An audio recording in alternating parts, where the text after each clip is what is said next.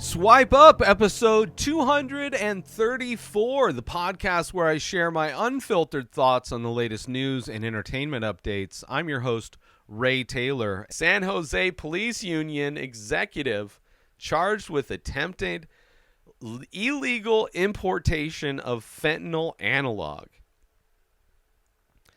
Not only do the cops murder people, harass people, not only are they basically the most dangerous criminal organization in this country, right? Domestic terrorism on a level that no other domestic terrorist group could really bat an eye at. Like, they are far and away the leaders of these crimes against people that actually pay for their salaries, but you know, they're also like the leaders in like theft from citizens, more so than actual people who burgle citizens. And now we have somebody high up in a police union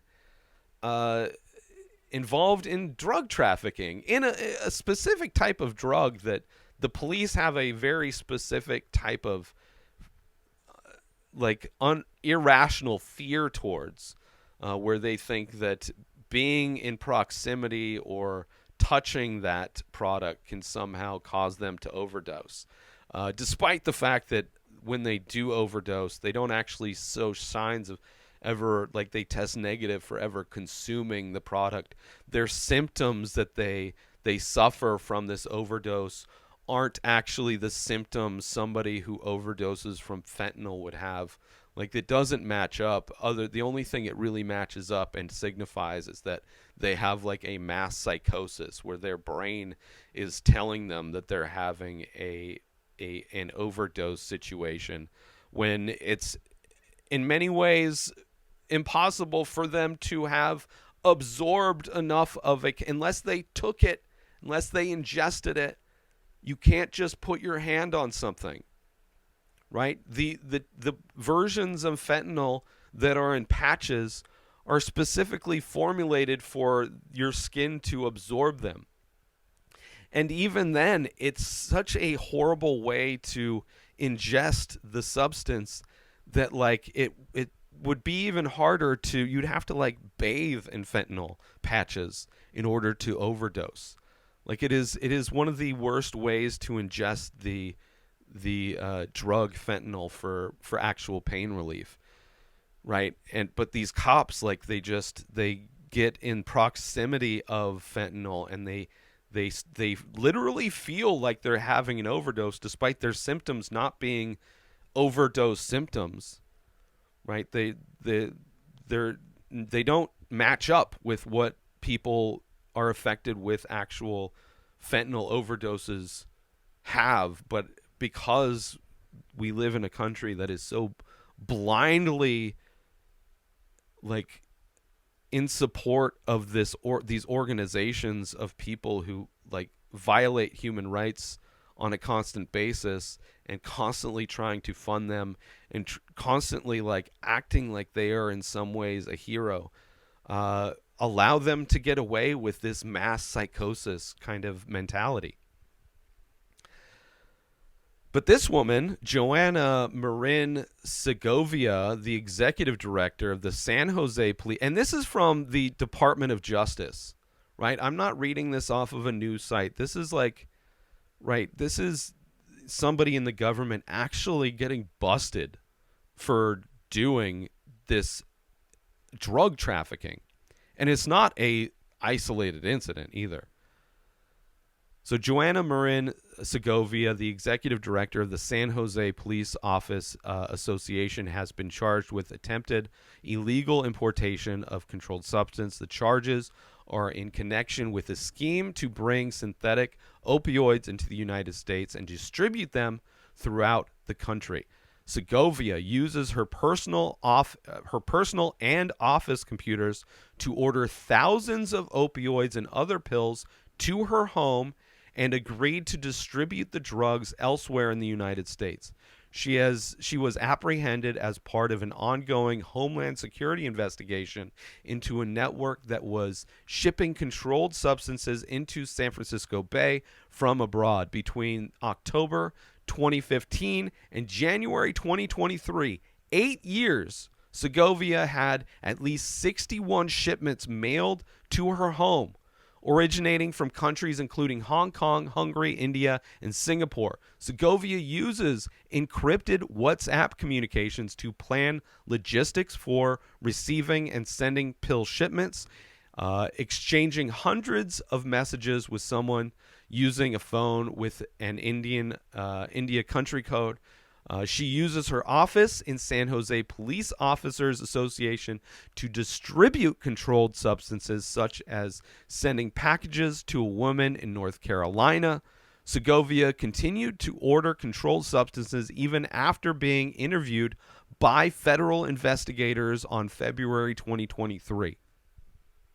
That's how comfortable police officers are with breaking the law, that even though they are interviewed and being investigated, you think about police officers who literally murder people on camera. We see them tackle and shoot an innocent person in the back of the head. We see how bullshit their claims are of people, their lies about people being armed, their lies about somebody being aggressive, when it's clear in almost every single situation the police are the ones that initiate and escalate situations, right? And they get away with it. Unless it becomes global protest news, they will face charges and be convicted. But the majority of the time, they get unemployed at one department and go work for another department. There is little to no actual punishment that takes place. And it's clear that that is a comfort they all use, especially because of the police unions. And this woman, a part of the police union, knowing how strong that union is, allowing their members to literally get away with murder because of the exemption, I'm sick, my brain is done, but their qualified immunity, they can get away with it. So Segovia continued to order controlled substances even after being interviewed by a federal investigation in February 2023. In March 13th, 2023, federal agents seized a parcel in Kentucky containing viral fentanyl addressed to Segovia. If convicted, Segovia faces a maximum statutory sentence of 20 years, supervised release, and fined up to $250,000. I'm glad she got caught. It's not surprising that the police would be involved in, the history of the crack epidemics and how the government was involved with those things, and to fund military wars and to incarcerate a race of people that have been systematically oppressed their entire existence in this country. It's nice to see that somebody got busted. And it's I would imagine the only reason she got busted is because she is so she's been doing it forever. She probably did not care. She's using her business and personal computer. She's doing very little to protect herself. That's how comfortable this woman was with what she was doing. There's probably hundreds of people involved with this business that is not her, that are probably going to be free from any kind of prosecution. Everything's going to be dumped on her as if she was a one-man army of some sorts.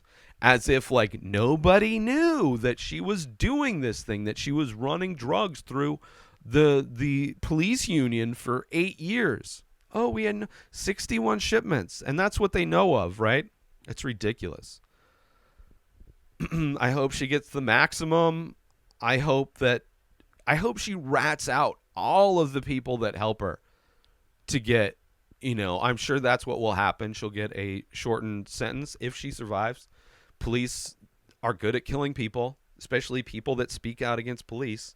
One of their own. They love to silence their own people Thank you for tuning in to another episode of Swipe Up. I hope you enjoyed my thoughts and insights on the latest news and entertainment updates. Please join the conversation by leaving a comment or rating on your favorite podcast platform, or if you're watching this over on YouTube. I'll see you next Thursday for more unfiltered opinions and fresh perspectives. New episodes of The Ray Taylor Show come out every single day. Subscribe on YouTube and everywhere our podcasts are found. Binge the full week over at inspireddisorder.com/plus. Buy Ray Taylor Show merch over at inspireddisorder.com. Have a wonderful day, everybody. Peace out! Today is the day where you wake up and you realize that everything that you've been dreaming about, everything that you've been wanting, every goal and wish and hope that you've ever had can become real. Dreams can come true. What you manifest in your mind, you can bring to reality.